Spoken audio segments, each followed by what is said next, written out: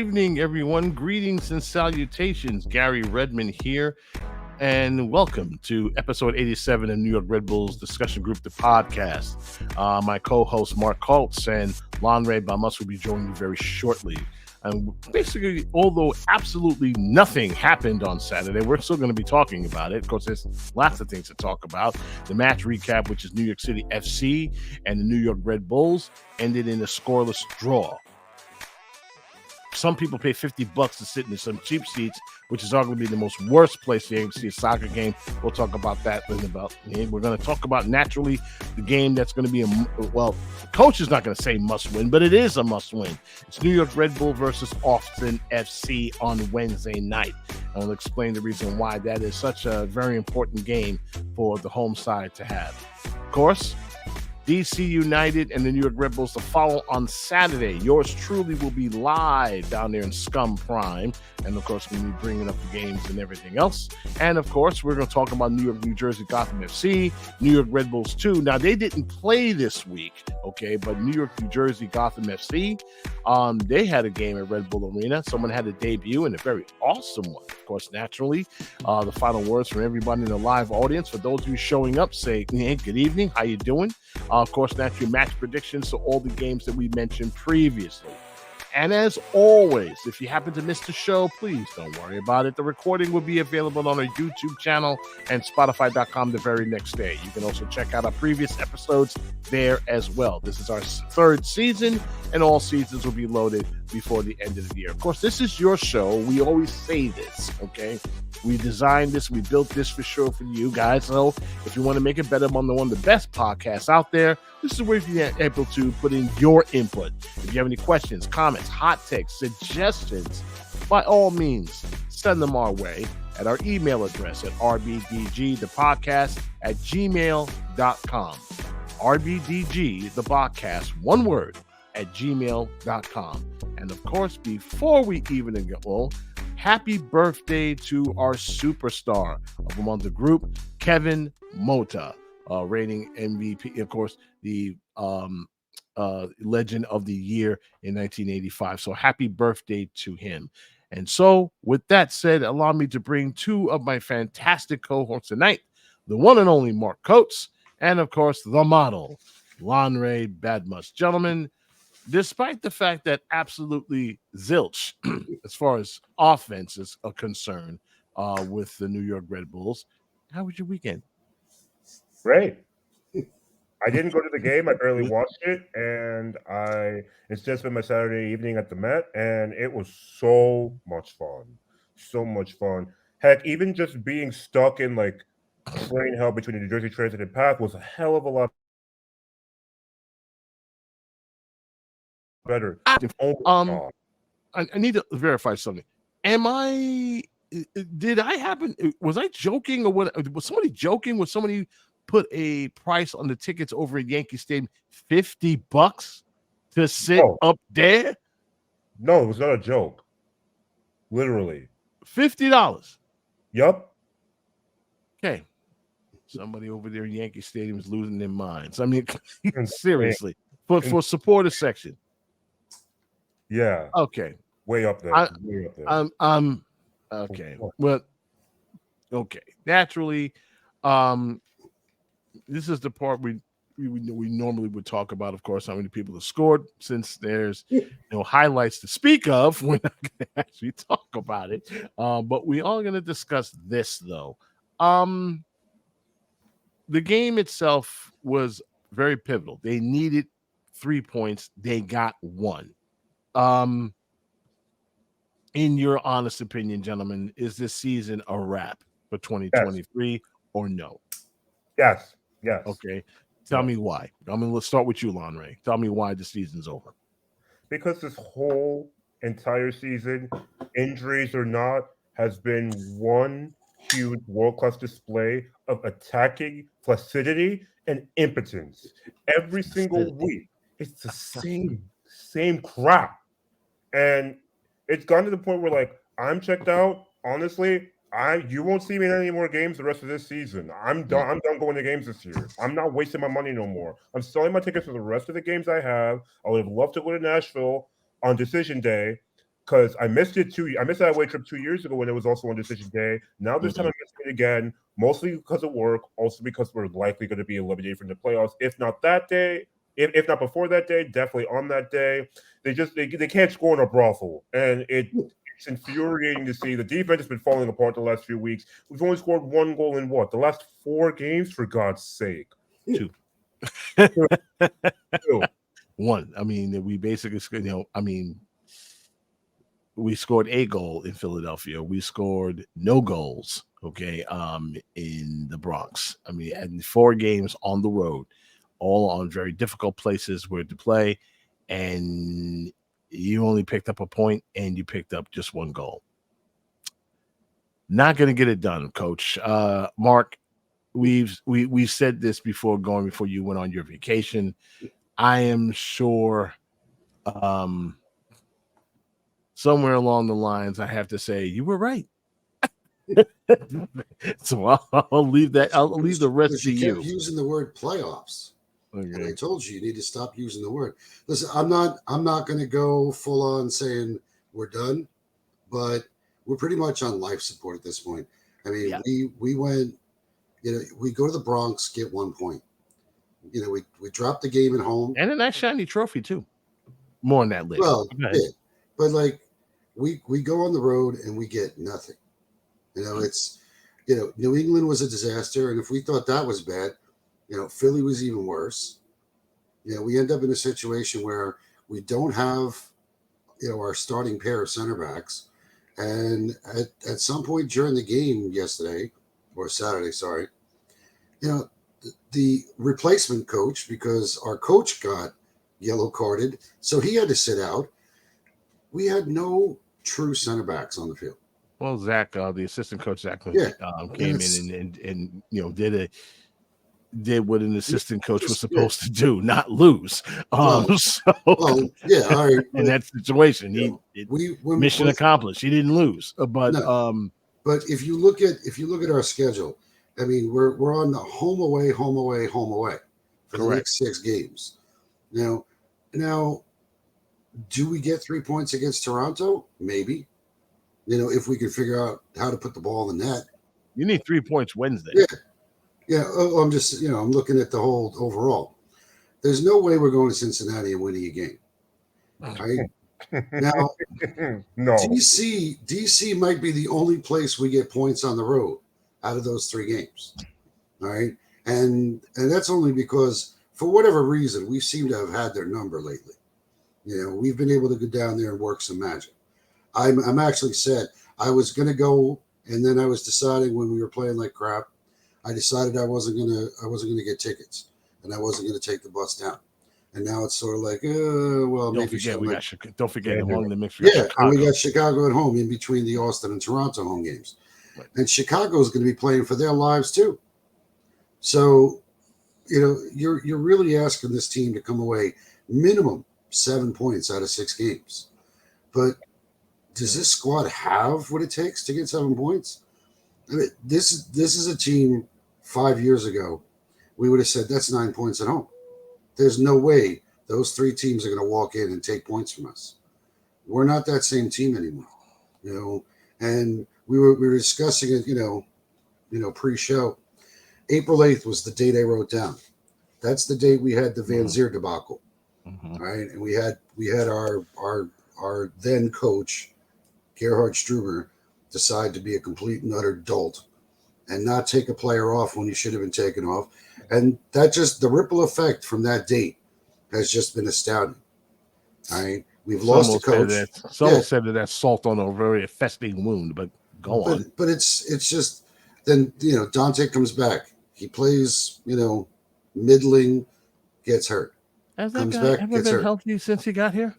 Well, he was. Can someone from the live audience can somebody answer that question from the live audience just to jog my memory? Because I can't remember a time when that guy was 100% healthy and had multiple starts. No, it hasn't happened. Karma for Clanzier, I guess. Also, he's very, very mid. Mid. Look at where his strike partners from Union Saint-Gilloise went. One is tearing it up at Brighton now, Kaoru Mitoma, the Japanese World Cup star. another's tearing it up in the Bundesliga. He only went to MLS, the Red Bulls, and he's only scored a couple goals. Can't seem to stay healthy. Can't seem to be social culturally competent. Come on. I will say, I never thought I'd say this, but I mean, I miss the K guy. I actually do miss him. I mean, I'm not supposed to say it. Of course, I don't want Bartos coming after me, but I actually, I actually. Kato? No, Van Zier makes us miss Kamala. Wow. I actually miss Kamala. Yeah. I mean, that's how low it's gotten. It's sad. It's sad as it may be. That's exactly how it has fallen. Okay, as far as the offense for the New York Red Bulls. I remember, I'm old enough to remember when we were known as Goal City, because we were not only getting goals, we were also getting assists left and right. But then back then, we had the players to do it. Okay, now we don't, obviously, and I don't care. I don't care how good you are. Okay, I don't care how good your defense is. Yes, we were waxing poetic about how they were the fourth best defense, of course, in the league, but none of that jives very well when you can't score. Okay, it's that simple. I'm sure that it is a sore subject for the front office. I am sure that it's a sore subject for the coaching staff. I am sure that it is a sore subject for the players. Okay. Now I'm going to ask myself this question. Do I think that there's hope? No. Okay. No, I've come down to the decision where I feel at this point, not making the playoffs would be much better off. Yes. Okay. There's no point. Yes, I've always played the role of the cockeyed. Everybody in the live audience knows that right now I've always played the role of the cockeyed optimist. Well, that's been slapped the hell out of me right now after the Philly game. Okay. It took my heart, it took my spirit, it took my soul. Okay. It was like watching your child getting raped and sodomized, and a damn thing you can do about it. Okay. That's when I realized this squad is no squad. This squad, try as they might, they're going to run up against an elite Eastern Conference side, y'all, and they're going to get slain. Okay. Worse than a murder than Times Square. Okay. Leaving the guy drowning in his own blood. That's what it looked like. That's basically what it looked like on that day in Philadelphia. Okay. Philly just said, "Oh, you got to go? How cute. Here we come." And they had no answer. No answer. And that's the last game I'm going to this season. They were walked out the club. They were dog walked. Okay. They dog walkers. Okay, they were punked. Okay. Man. Oh, you gotta go? No, okay. Well, so I mean, this is a team that took our style. Remember? Okay, when we were basically ruling the roost with it. Till Philadelphia Union said, "Here, hold my beer. I'll show you what a real club can do. With a real GM. With a real sporting director. Not 2, 1 sporting director." Now they're not the same side as they used to, but here's the gist. Okay, they got young ballers coming up in their system, and they're gonna. Oh, by the way, 2 of them used to play with New York Red Bull. Jeremy Raffanello, remember him? He's with the Union right now, scoring goals with Union too, left and right. Okay, once upon a time we was known to have a decent football program. That doesn't exist now. I'm not looking just at the team. I'm looking basically at the entire organization. The organization is on notice from me. Y'all need to get it together. Take this off season and just reset, because what you have here is garbage. Garbage. I'm taking the time to, like I said, last week, the week before that, remember what I said? I was grinding my axe. Next week, that week after that, I was swinging it at the front office. I'm not done. they need to fix this. I mean, hey, that's right, grandparent, MDG, Mark the grandparent said, "Don't worry, we're going to spend money, get better ballers."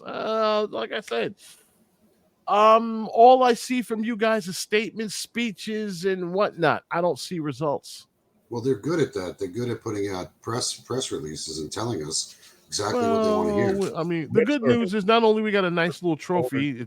And if you haven't seen the Hudson River Derby trophy, it was set up by supporters, and that's the reason why we're not going to poo-poo that thing. Okay, supporters built it, designed it, funded it. Okay, between the New York Red Bulls and the New York City FC supporters, kudos. Okay, it looks great.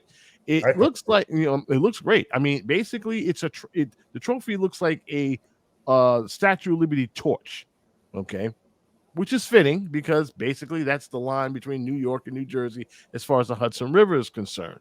We got it. Okay, we were the inaugural, champs, as they say, for, the one thing I like about this league, they took a page from the college football, for all those trophy games you get, like the boot and that sort of thing, with Michigan and all that stuff. So this is what, you got RSL and of course Colorado with the Rocky Mountain Cup. That's been happening, and of course, naturally, DC and us with the Atlantic Cup. Does it mean a great deal? No, it's a matter of pride, okay, between naturally the fan bases. This is just one more.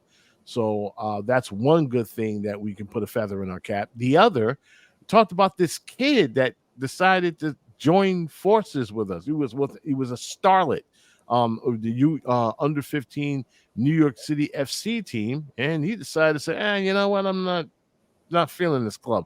I'm going to go with the Red Bulls.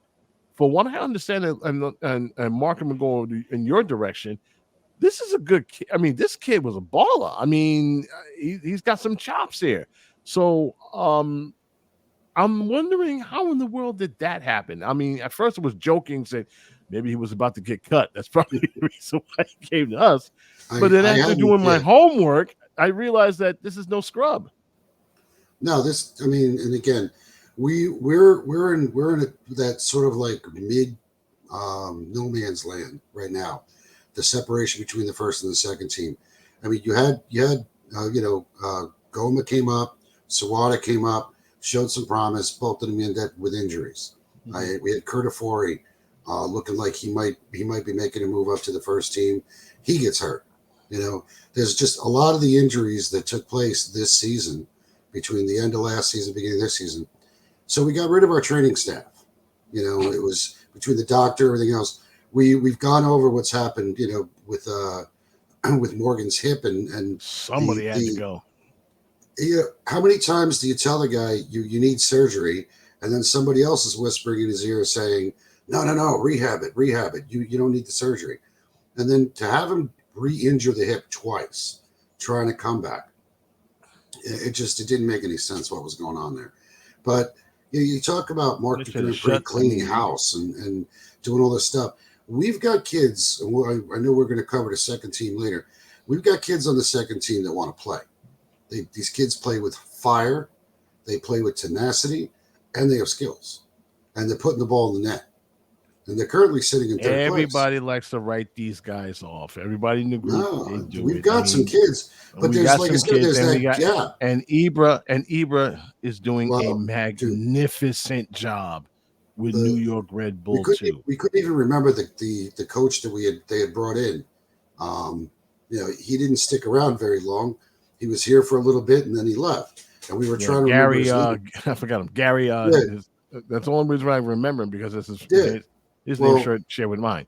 Gary Smith, right? But like I had met him after he was done talking on Red Bull Radio during a pregame. And I had asked him, why don't you bring the squad over to the supporters group? I mean, I know, listen, the last year, obviously, Red Bull 2 had fallen off. They weren't as good. They weren't, there weren't too many wins to go with. I mean, the first home win they had last year was in July on my birthday. I mean, but they'd already dismissed the coach because the team just wasn't playing. And Wally was doing a great job coaching as best he could with the limited number of players that he was getting in. and there just wasn't a lot of quality there. So he eventually leaves when they make the move to MLS Next Pro. He doesn't want to stick around. They bring this guy in, and it doesn't work out, obviously. Eber has come in, and he's made a difference. Having BWP on the bench with him has made a difference. We've got some kids coming. It's just that, like I said, we have that 2 to 3 year gap of quality coming out of our academy and coming out of the second team that isn't getting to the first team. And that right now is part of what's hurting the first team, is you're not seeing that influx of younger talent. We also don't have, obviously, the veteran presence, because if you consider Corey Burke as a veteran presence who's supposed to show guys how to play, I mean, it's not happening. I mean, how did BWP get to the point where he was? He had Henry, as his partner. It's a difficult situation for our team right now, because there's just nobody on the bench. There's nobody that scares anybody, and that's, I know, Vincent mentioned it. We've talked about it. Yeah, because there's nobody on this team that anybody feels like he's the guy to watch. Well, the only one that comes close right now is Lucchinius, and they just double team him all game. They make him missing. Yeah.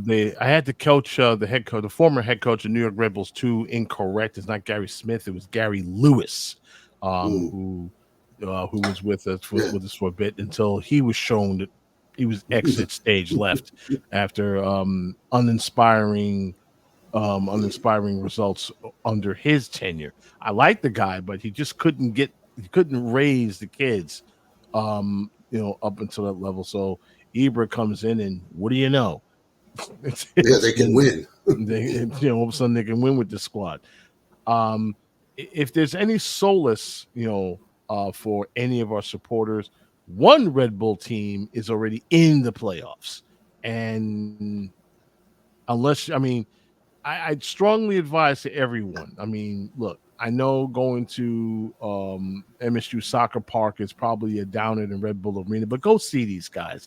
Lend your support to these young ballers. Okay, they're going to need it. Okay, they're trying to do something that they've done before, and that is win a championship in their first year of the league. So here they are with an opportunity to do just that. So I'm telling everybody in South Ward, I know people like to hold their nose and say, Gary, you don't know what you're talking about, but these kids could use your support. Okay.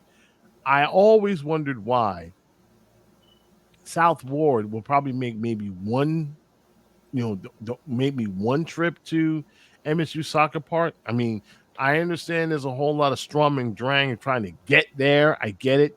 Rent a bus, get a caravan or something and head to the campus. I'm like this. Look, if I can make it there, so can you. So that's the only thing is, if they're in the playoffs, I don't want them playing in front of a half-empty building. I don't want to just see Mark and no one else. Mark and his wonderful boys, and that's it. No, bring peeps. I'm talking about everybody in South Ward. Get a caravan together. Head out there, to Montclair, and and root for these guys, because they're finishing, I believe, in third place. Am I right, Mark? I think it's either they should be pretty much guaranteed third place. They can't get to second place. Right. They got one game left. Yeah, which basically everybody means has one game. Yeah. Okay, what I'm basically trying to get at, y'all, top 3 teams in that league get home court. Okay, so they'll be playing in MSU for, not for a playoff spot. They'll be playing in MSU for a playoff game. So head out there and then, and give them the last game of the season is the 24th, which is a Sunday. Now, I know it's the day after the DC game. Yeah, I'll be traveling back. Yeah. I won't be able to make it back in time, but and most of you guys game. will. Right, most of you guys will. So nice Sunday afternoon. Nice Sunday afternoon. Go to lunch in Montclair. There's only about 50 restaurants to choose from, and then it's not that far up the street to the campus. That's what my family and I will be doing. And then I don't know how much tailgating we could really do in the parking garage. That was the joke though. We had the biggest parking garage in USL, so we watched. And also, listen, in doubles as a 2020 free it was seat. in 2020 it was the best place to go to watch the team because we weren't allowed in. So we literally there were like 30 or 40. I know Vincent, he had commented earlier. We brought on a Friday night game. There was probably about 40 of us that showed up, and I brought a bunch of hot dogs just because Friday night was always hot dog night. But we had a blast, and the funny part was when they were doing the broadcast on ESPN Plus, they were actually showing camera shots of us up on the roof of the garage. I remember that, and it was hysterical. I was there giving you. Yeah, it was funny because we didn't realize we were on camera. We're all like just hanging out, watching that's my boys up there. Yeah, and we had the banner hanging down, and and then it's like when we got home and watched the replay, it was just hysterical. It's like, oh my God, we're on. We were on TV more than the game sometimes. I think, but yeah, the boys need some support. I know, like I said, the 24th is their last regular season game, and then as far as the home game, I would presume the first round they're probably going to have at MSU. And then beyond that, they may, if we get the championship as a home team, who knows? It might be at the arena, over at the RBA, because that's what they've done in the past. So, because the Eastern Conference Final, the year when we hosted it, I think was at RBA as well. So, yes, like I said, it'll be interesting to see how they play this one out. But I know all the guys. It's also tough too because again, there have been a couple of key injuries to their team as well. The injury bugs just it's been across the entire board, first team, second team, and even some of the academy kids. Yeah, they lost some key. They lost Red Bull 2 lost some key guys, but for what they have left, it has done a absolute magnificent job. If I may, dare say it, I think Ibra should be in line for Coach of the Year for what he has done, because from where this team started from to where they are now, okay. It's all on Ibra. He's done it. He's basically turned it around and made that team his. And because of that, I've seen this team respond to him, and they have done very well. Many of the players like Kasule and Sabufu and all those guys, you're going to be seeing these guys in the first team soon. Hopefully they'll be with better players so they can able to raise their game together instead of just going at it all alone. But we'll see from that. There are, of course, naturally little cleanup there. Of course, naturally, New York City FC 0, New York Red Bulls 0. There was one yellow card that will cause one of the players will not to be playing. That, of course, is Cameron Harper. He picked up a yellow card on the 97th minute. Unfortunately, he was one card away from being suspended. He will be suspended for the very next match for that game. So there's no Cameron Harper versus Austin FC. And speaking about Austin FC, we're going to talk about that team and where things stand and then why that match may be the definitive one, whether the Red Bulls will go to the playoffs or not in 2023. What we're all going to do is we're going to take ourselves a little break, and Lanre is going to walk you through the issues that's happening over in Green City, Verde. We'll be back in about 30 seconds.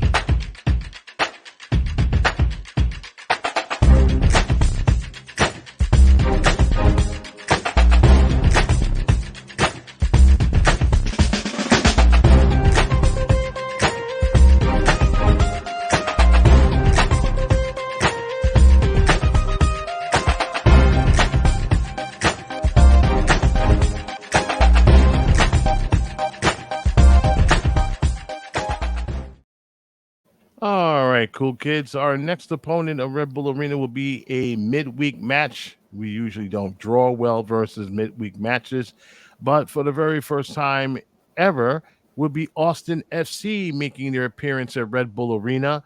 Put it this way, Austin FC, remember them? They were playing lights out soccer left and right. Sebastian Drusi, he should have won MVP because he was basically leading the charge and slaying dragons left and right. This year, not so much. Lanre, you're looking at the standings right now, and you and I are shaking our heads and finding out that this team, who was once fighting for second place last year, they're in 12th. How did this happen? I mean, I'll let you talk to the cool kids on this because that's like, huh?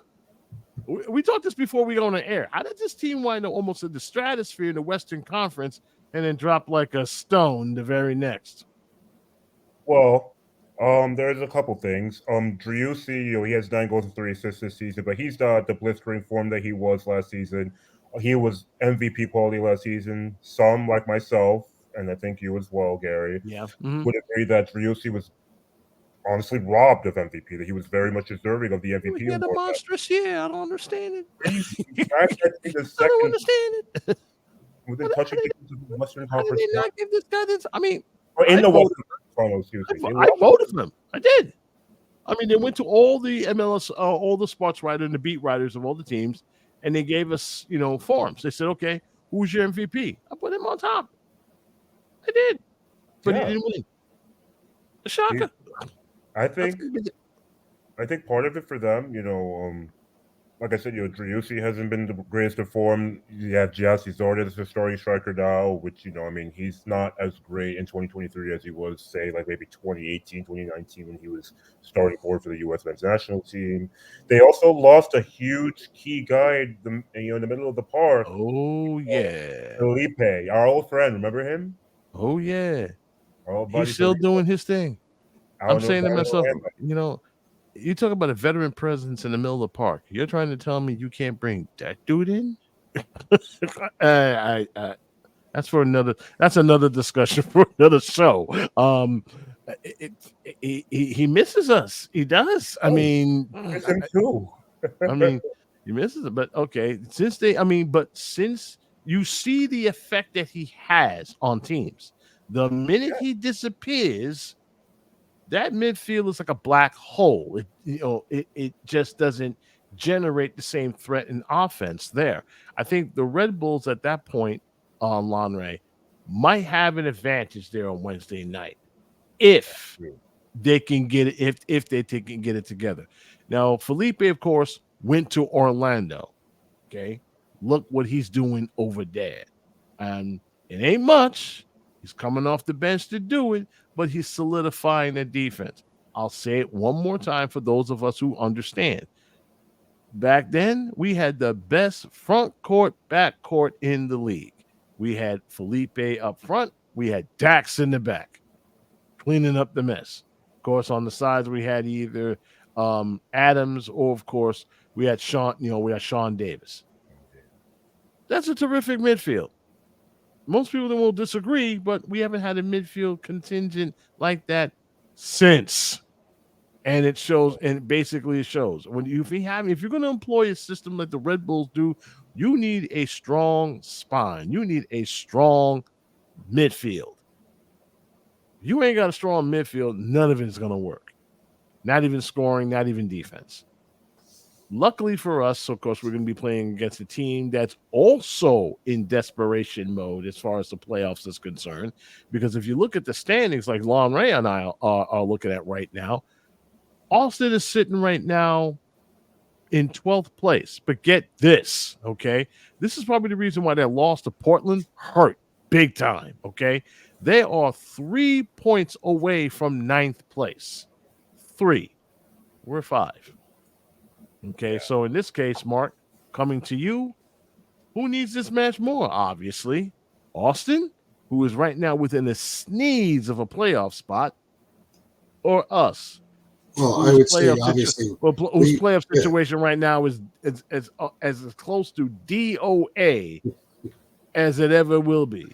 I think we need the 3 points more than they do, because without the 3 points, like I said, looking at the rest of our schedule, I just don't see it happening. There's just basically there's no another path that I can see us getting to the playoffs, since we're using the word.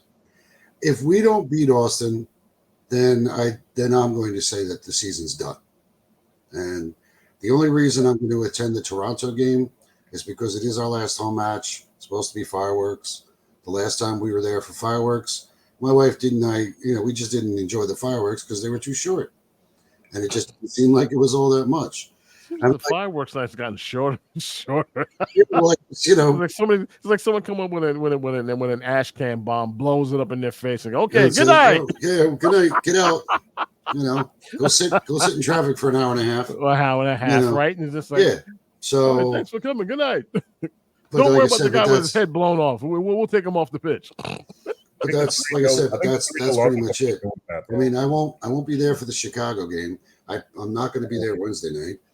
So like I said, it's been a rough season, and we're basically on life support at this point. And our only shot is to, like I said, we've got to somehow find a way to get 3 points against Austin. We have to get at least a point against the Scum on Saturday.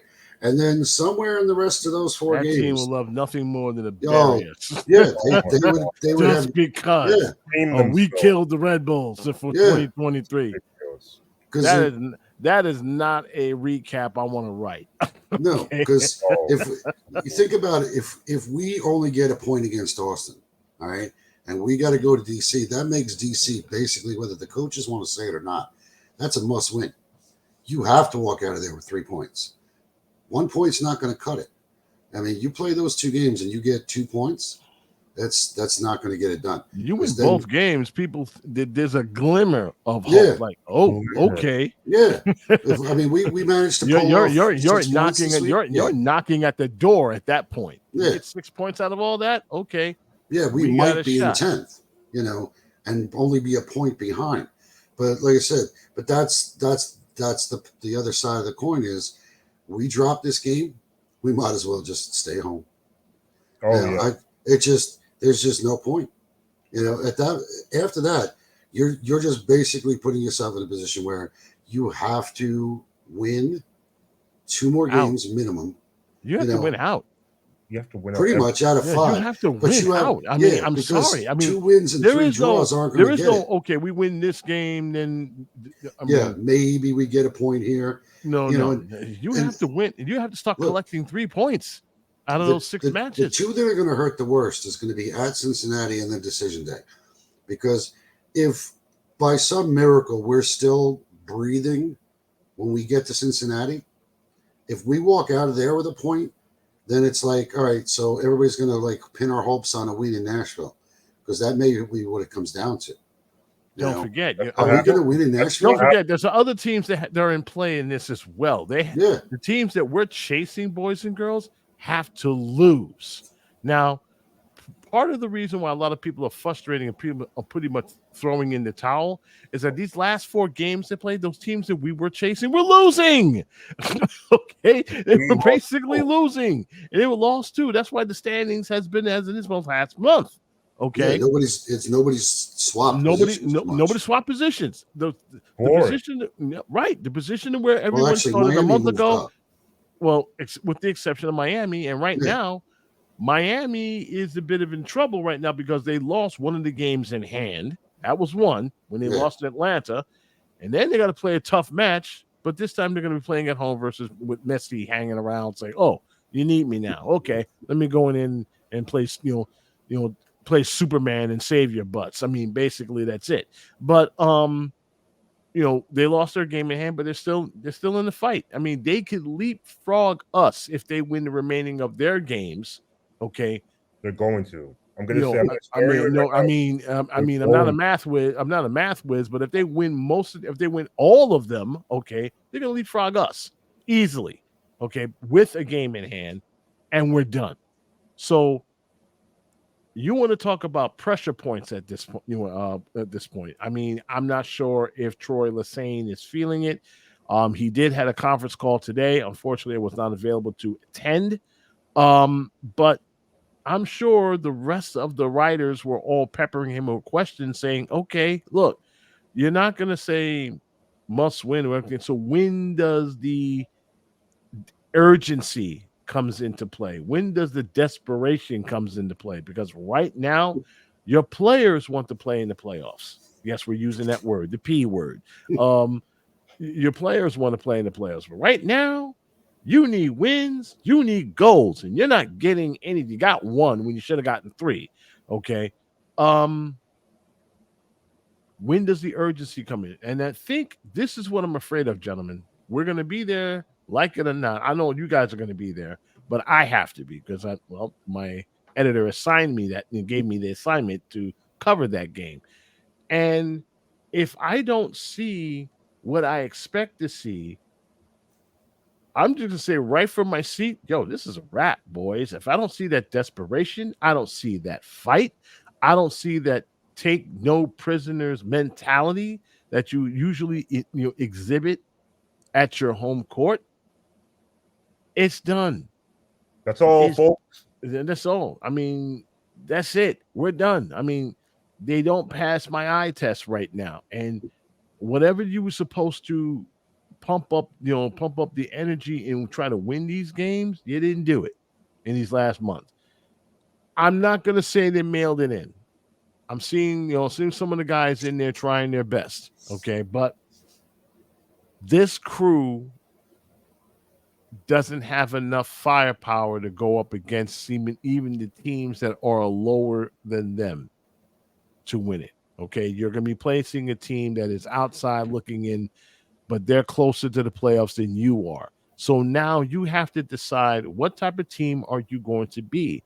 Are you going to be a team that basically is a contender, or just be honest with yourselves and just simply say it's a wrap? Okay. Usually, Lanre, Mark, I mean, we've seen soccer games in other leagues, and we know teams are trying, facing relegation. Well, this is the American version of the relegation. Either in the playoffs or you're not. I don't want to say that too loud because Miggy, he's going to go ape and say that. For Inter Miami. Yeah, he's going to say that. But usually when you watch games like that, they're very entertaining games because most teams don't want to drop down to the second or third division. They're fighting for their lives. They're fighting for their jobs. Don't see that quite here, guys. I mean, is that a disappointment to you, Mark? No, I think we've talked about, like for years now, we seem to play down to the level of the team we're playing. That's another maddening thing. It kills me to watch our team. 4 years. We're looking at you know, in the last month we've played a couple of the top teams, but now we're playing against some of the lower teams. We just played New York City, who's like 1 point ahead of us, and we couldn't get a point. Meantime, we owned them in Open Cup, and we beat them at home. Back earlier. We owned them this year. Yeah, and yet we couldn't get a goal. Now you're looking at. I mean, granted, Yankee Stadium is a tough place to play, but still. Yeah, but we've managed. You can't pop home a goal. Listen, we had a red wedding there once. So it's not. Yeah, long ago. I know, but it's not beyond the realm. Don't bring that up. Don't always red. Don't bring that up. They got the ultimate clap back. They won a cup. Yeah, they survived that and won the whole thing. Okay, you want to hear a hot take about that cup real quick though? If they faced us on the road to that final, we would have beaten them in 2021. I'm so serious. I'm so for real. The problem is we didn't get the job done. We didn't get the job done as usual. We did not get the job done. Beat them. Out of all the places that cock it up, we did it back on that turf in Atlanta. Listen, Miguel and I constantly go back and forth about it, but it's the truth. Had we not lost in Atlanta in 2018, we would have been MLS Cup champions. We should have been. Portland's ass in the final, bro. And that's what I'm saying. In 2018, we would have owned the cup, but we didn't get it done. Why? Because we had a gym coach. And the gym coach, I don't want to knock Connor Lade. I think he's a great guy. Yeah. But he was not up to the task. He was getting owned, and he made no adjustments for that game, and we end up dropping the game. It's the only time we've ever lost to Atlanta. All right? And here we are, What a time. Yeah, we lost to them this year, though. I was there. It was painful. It was absolutely painful. But you look at our schedule. All right, we're facing Austin, who's what we said we're 12th. They're 12th place. Yeah. In the DC is above us. Chicago's above us. Toronto is below us. So, but DC and Chicago are not that Miami's far ahead below of us. Yeah, but where do 2 we play points them? behind. Right. Yeah, 2 points and behind. they have a game in hand. I was looking at their schedule. They have a home and home against Charlotte to end their season. They have a Wednesday, Saturday. Oh, You know, so dude. now Charlotte doesn't play on grass. If they're playing for their playoff lives, does Messi get on AstroTurf? You know, Remember, they got a U.S. Open Cup final to play. Yes, they're Don't playing. forget. And that's against Houston. Houston. Yeah, so that's Remember, their extra game to have to play. Right. You know, remember, so that's probably listen, they're saving him for. They're saving him for the playing of the because the new Orange Bowl, which is Hard Rock Cafe Stadium down in over there, which is a fantastic facility. I'm sure they're gonna have the lights and everything else and the fans and blah blah blah. It'd be great, but like I said, be great, the problem but is you still need to get into the playoffs. That's where that's what the league wants. They want to showcase this man, and they definitely don't want to do it. If they get that trophy, they're gonna consider it a win for the season. Well, of course. So and they're going to. I mean, they're already in the Champions League picture, thanks to that. Thanks to the League's Cup win. Right. Okay. Well, like I said, and that's something they have for next year. We would have to win the Eastern Conference Final to even get a sniff of that. Right. So, well, so it's just I'm looking at this oasis, and it's a million miles away for this club, and it hurts a little bit. Meanwhile, gentlemen, and we're going to put an end right there. There is another club that's fighting for the playoffs, and they just punched a big ticket just to get there. And of course, I'm talking about New Jersey, New York, Gotham FC.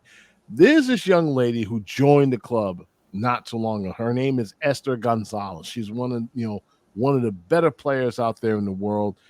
She just got here, and what a debut. She scores on the 65th minute to put them ahead 1-0, and she scores a capper at the 70th minute to win the game 2-0 over the Washington Spirit in front of thousands of family and friends. They're for real, guys. I mean, if it hasn't dawned on you why you should go down to see New Jersey, New York, Gotham FC, the crowds are getting bigger because they can sense it now. They can sense that they're going to have a terrific postseason. Now, the season for them is not over. They've still got 4 games left to win the shield, as they say, as I'm looking at the NWSL standings. And, right now, with games they got left and such, they could pretty much win the shield. And what a story with these women. I mean, remember last year, when last year they struggled. Struggle wouldn't be, struggle's a word I wouldn't exactly use. But right now they're, in case you wonder, let me just wrap this up. Of course, the Gotham girls were in 3rd place right now. They got 30 points. They are tied with the San Diego Wave, and they're 2 points away from the 1st place team, which is the Portland Thorns. They have won, they have won a game and had to draw. Their games left, they have right now, their goal difference is at 4. This is going to be quite a finish. I mean, even if they don't finish in 1st place, 1 point, they were in 1st, but now they're sitting on 3rd. But even if they finish right where they are, gentlemen, this is one hell of a comeback story. And I have to, I have to say, well done by everyone over there, because we were really concerned about these girls. But here they are, knocking on the door, making a playoff run. They could win this. They're 2 points away from a shield. Their next game, by the way, is in October 1st. 6:30. Of course, they're going to be facing the Houston Dash. For that game. By all means, go out and see the girls. Go support them. Of course, we talk about them here at the podcast. By all means, after that. But then, after that game, fellas, should they win that game, guess who their next opponent is after that? the Portland Thorns. Talk about a heavyweight event. That's going to be I'd a pay match. to see that. I'm serious. I'd be paid to see that. I'm sure there are going to be some watch parties and stuff like that. That particular match, ladies and gentlemen, will be played in Providence. They'll be heading out west to Providence Park to face off against the Thorns. So they have one more game against they have one more game at Red Bull Arena. That will take place on October 1st. That's against Houston. Then on October 7th, they're on their way to Portland. Shortly after that, they are back home against the Kansas City Current. And then when it's all said and done, that's the playoff. So they got 3 games to go. So this is going to be a fun fight down the finish. And we're all going to be keeping the gentlemen, rest assured, we'll be keeping an eye on the Gotham girls. This is going to be fun. But for the rest of you, go see them. Please go see them. Look at it this way. I mean, look, let me just say this on Lanre before you begin. Look at it this way, okay? This squad, okay, isn't going anywhere, okay? It all depends on what happens they do Wednesday night. But the Gotham girls, they're about to punch their ticket. New York Red Bulls 2 already punched their ticket, okay? If you want to get your playoff footy fix, we're telling you where to go.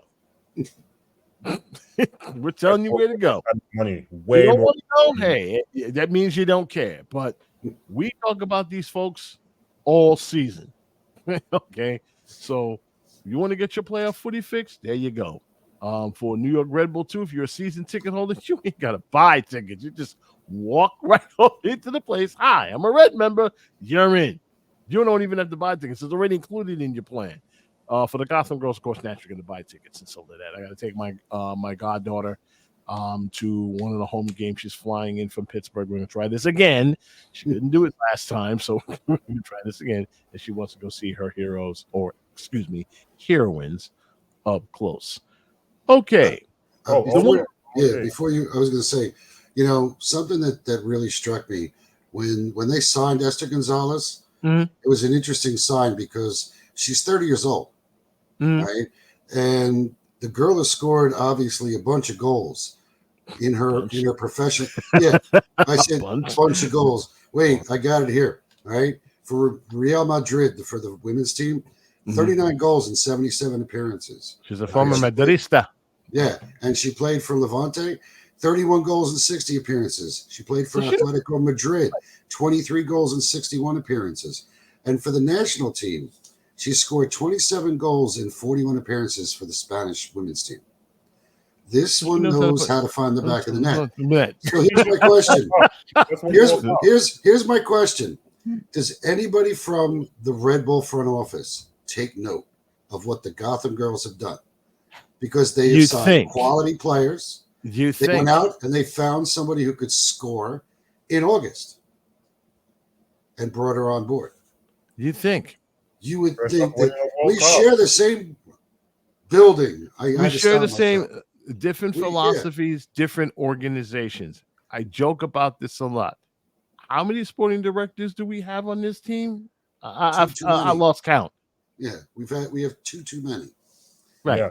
They need to go. All right. So we got a head coach who I like. Jeff. Yeah, I got a head coach who I like, but he's we grabbed him from the USL. Nice guys need to be shown the door. I mean, I'm not saying okay. It's a catch-22, guys. I'm going to say this. I know a lot of guys in the group, especially Fred and everybody else will probably poo-poo me, but let's put it very bluntly, okay? Troy knew what the hell he was getting into when they hired the guy, okay? My only problem, and that what his hire is a bigger indictment to, it's a bigger indictment to our two, sporting directors, our twin sporting directors, okay? You didn't give this guy any weapons. You didn't give Struber any weapons, and he complained about it. You told him to shut up, okay, and coach. He said, okay. So he sat and pouted and got mad and said, get me the hell out of here. I'm not, so it was a mutual termination. Mutual terminations are not good, okay? He didn't want to be here.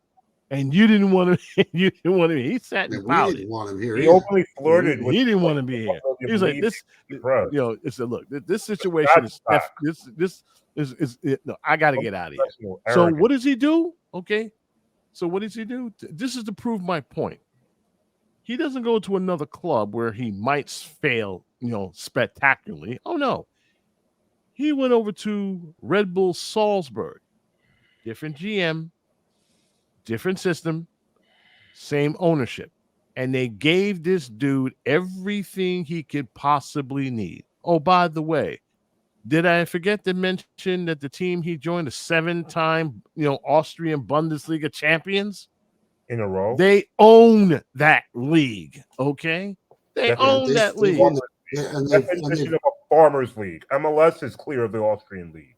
Of course. I mean, but what I'm saying is, the point I'm trying to make is, Lanre, you go from, say, a top Division 1A school, don't do very so well there, to JCO, except that JUCO team wins every damn year. And you get the pick of the litter for whatever players that you get. You ain't leaving. You're happy, okay? Because one of the things you want to do as a head coach, you want to pad your resume and look good in front of whatever big club will keep an eye on you. He's going to get that. So if he's failing upward, fine. I'll take that. If he's failing upward, fine. But no, I won't. Remember what I said about the Red Bull teams, okay? They're all independent squads run by independent people. Okay, the only thing that's common out of all those teams is the ones who own the teams. Okay, so all this talk about minor league and we're farms league for the bigger team. No, that would be the case if we were sending player after player after player after player to those two squads. We haven't. No, that hasn't happened. It has not. The last player that went, the last player and head coach that went, was Jesse Marsh. Okay, and Adams. That's it. Caden Clark.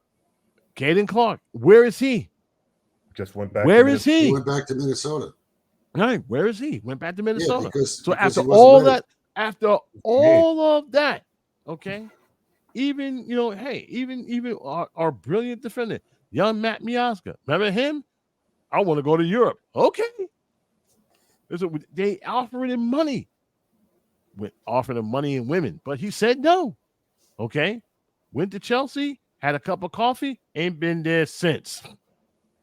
No, he spent the whole time there on loan to other teams. On loan. He was basically just loaned out, to every team that would take him. Now he's taking his skills and he has propelled FC Cincinnati to the top of the league.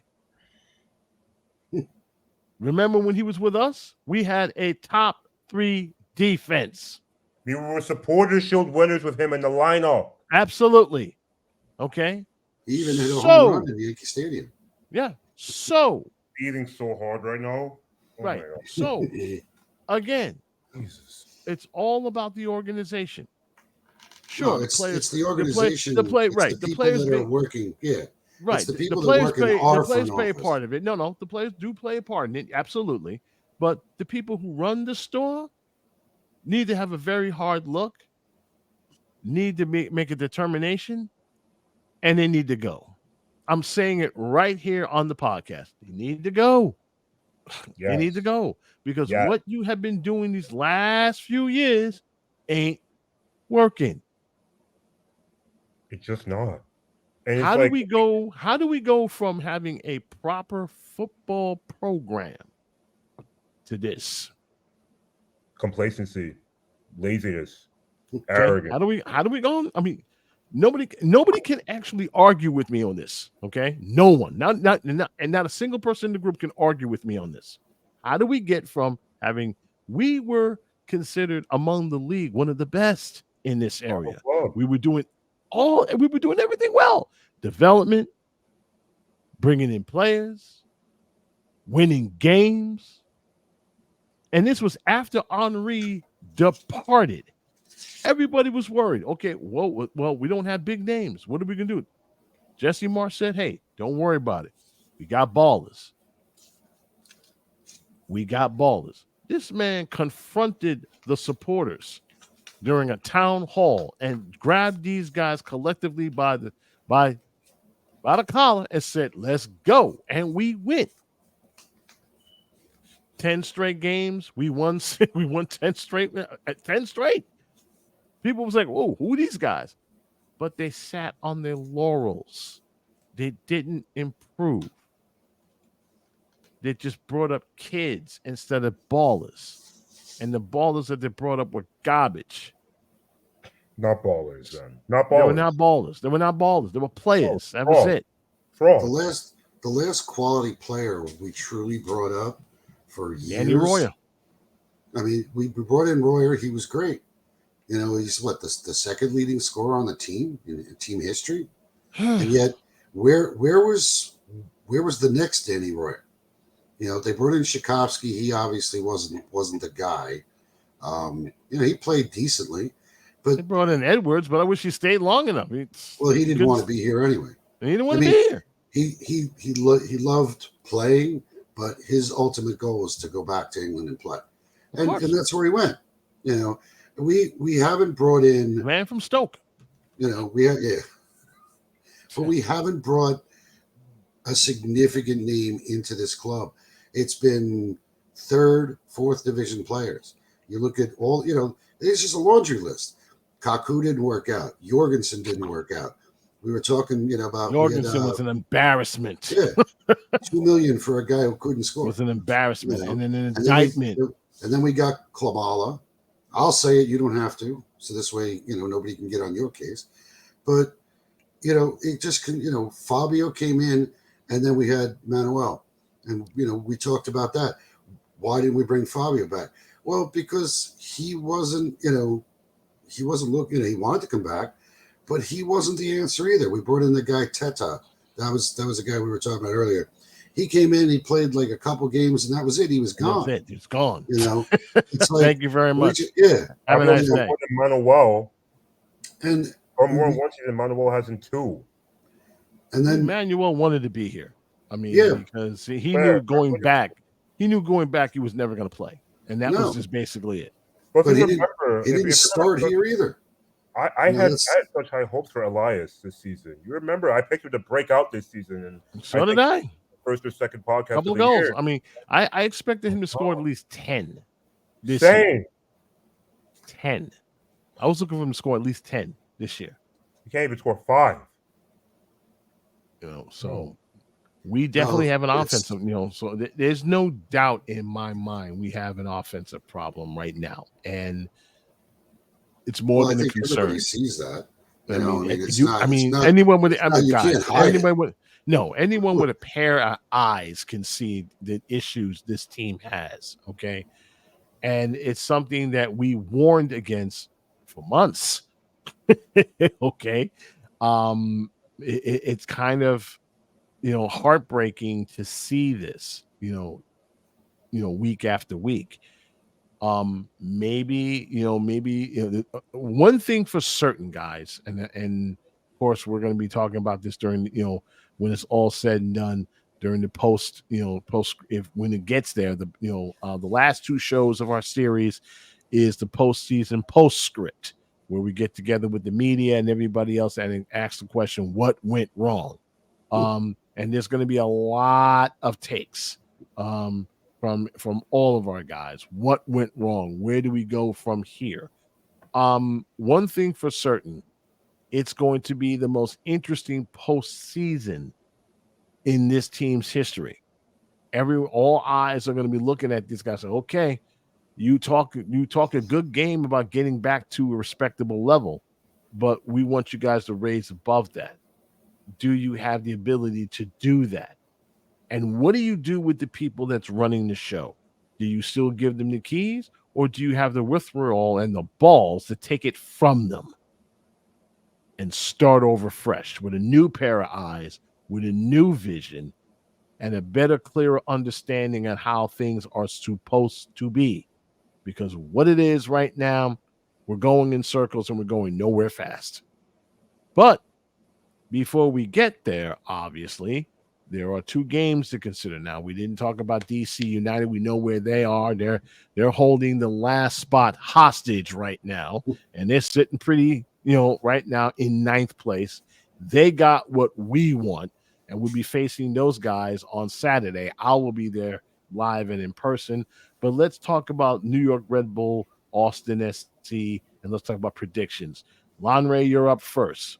What do you see as the final score? You're not going to be there, obviously. You're not going to go to the game. But what do you see as the final score when you look at these two teams? Both teams have to have it.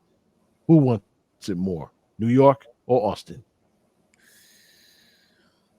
I honestly think Austin wants it more, and I'm going to go 1-2 loss to end our season. And in I was DC? going to go 1-1 draw. I was going to be charitable, but Austin just dropped that game against Portland. They're going to come in with a sense of urgency that we do not have, and they have the players that we do not have to capitalize on that sense of urgency. And I'd rather go to the 50-cent game that night on the 50-cent that night home though, honestly, than watch that stupid crap. We either draw 1-1 or we lose 2-1. Either way, if we draw, it's not looking good going to DC. If we lose, we're all but out. Yeah. And on DC, if we get that far, 1-1 draw. 1-1 draw. Okay, so we're talking about a loss and a draw. Mark, your turn. What do we see? What's your crystal ball looking at? I want to say 1-1 draw as well for the Austin game, and then pretty much like I said, I think there's barely a pulse left. I would say somehow, some way, we end up with a 2-1 win in DC, because I can't say we lose to DC. I just I can't say those words. Those words can't come out of my mouth. So I'm turning the fight. I'm not watching another second. I'm not watching another second if we lose to DC. I'm so serious. I'm not watching another second. Well, here's the problem. We need you to watch these games, man, because I need you. Okay. Fine. Watch. I mean, watch you may not. Right. You may Sports not. Center. Right. You may not be at the stadium because to do it, of course. But I'm gonna when I ask you about this team we're facing, you got to give me a report. Unfortunately, that's your job. Me forced against my will. Call me in front of the I'm gonna TV. go with it. I'm gonna go with okay. Says the guy wearing the hip hop jersey. I'm gonna. There's no store on there. Well, the girlfriend said she was going to buy that one for me because of our heritage. I'm waiting on my Arsenal shirt. I'm going to call it a draw. I'm going to call it a draw for both games. Okay, we're going to score a goal, but we're going to give up one too. And against DC, I'm not going to say it's a win in DC. They're licking their chops. They're seeing where we are. I want to say pride comes into the middle of it, but when you really look at that squad, it's funny how they're in 9th place, considering how they are with the coach and everything else. They don't deserve to be in 9th place, but we're going to give it to them. Okay, we're going to say, okay, it's all yours. You can, you can take that match. It's just, I mean, we've seen how this team, and we interviewed Wayne Rooney. He's like, I'm here. Okay. They fought tooth and nail for a 1-goal win with the Red Bulls, and he just simply waved the right flag, which I'm sure their supporters didn't look too very nicely at it. But despite that, they're up there. So we'll see. My spotlight is going to be on the game on Wednesday night. As I said, anything but 3 points, strike up the dirge for 2023. I'm serious. I mean, at that point, you're running out of time. Now, everyone's painting this wonderful picture saying, we got plenty of time. I don't think so. 6 games can disappear real quick. We'll see who's right. I hope I'm wrong. And we still can, we still talk about playoff chances when it's all said and done. We'll see where it gets from there. And for that, we will put a capper on this.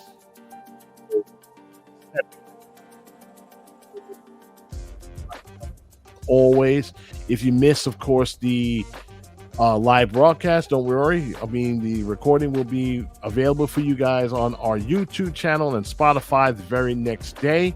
All of our episodes, past episodes, will be there as well. Next week, Miguel Nunez and, of course, Lanre Badmus will be joining us to talk about, well, the aftermath possibly of the end of the season of 2023. And we hope you guys can be able to join us as well. Remember, if you have any questions, comments, hot takes, and everything else, we do have an email address. It's it's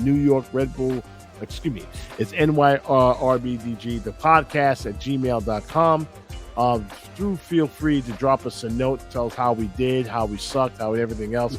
We tend to get better because, after all, this is your show. So, for Mark Coates and Lanre Badmus, I'm Garry Redmond. Thank you so much for joining us this last hour. We will see you guys next week. We'll see if we have this continuation of the season or not.